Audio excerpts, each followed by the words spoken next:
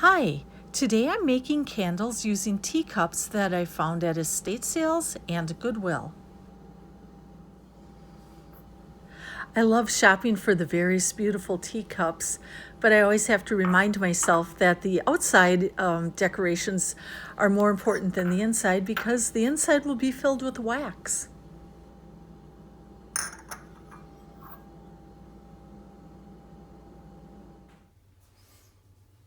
Before I prepare the teacups, I'm going to start melting the wax.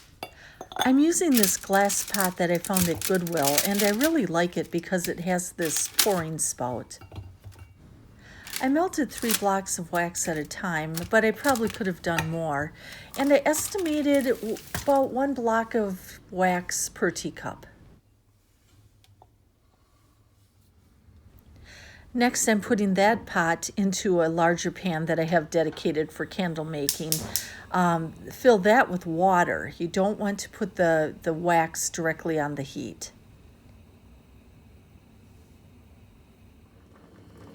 While the wax is melting, we can start preparing the teacups.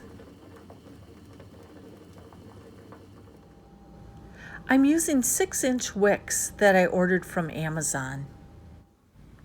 Next, I'm putting just a dab of hot glue at the bottom of the wick so it stays in place within the cup.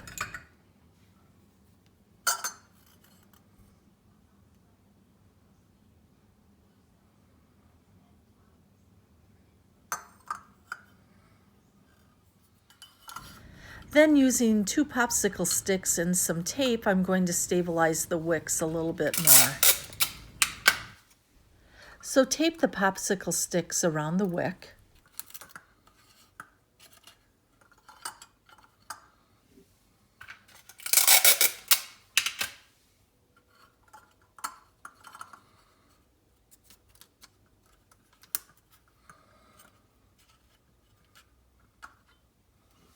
Then take a little piece of tape and tape the end of each popsicle stick to the teacup.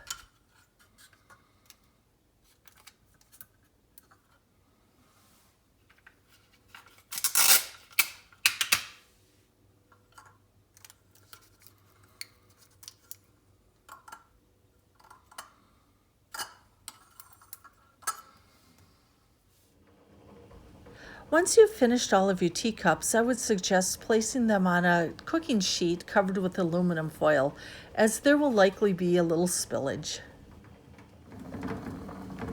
When the wax is fully melted, it is time to start pouring. It may be a little difficult to see how far I'm filling it up, but I'm not filling it all the way to the top. I'm leaving a little headroom at the top so I can add some wax later on. The reason I do this is as the wax cools and hardens, it tends to get a little wavy on the top. I'll show you an example later.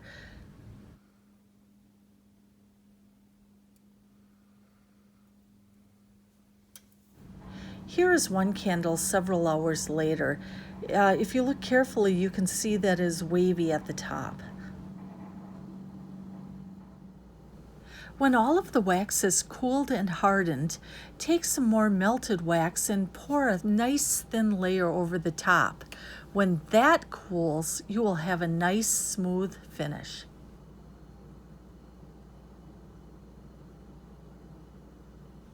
After the last layer of wax has cooled and hardened, I use Gorilla Glue to glue the teacups to the saucers. I glue at the end just in case I spill any wax during the making of the candles. That way I'm not scraping it off the saucers as well. At this point, you can remove the popsicle sticks from the teacup.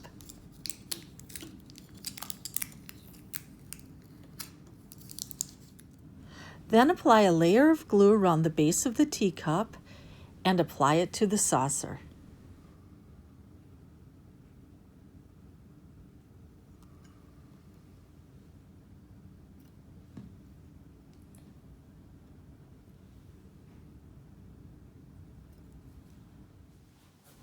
When all of the teacups are glued to the saucers, it is time to cut the wicks.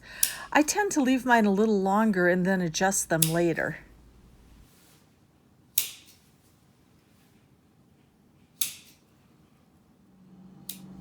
Here's a close-up of one of the finished candles.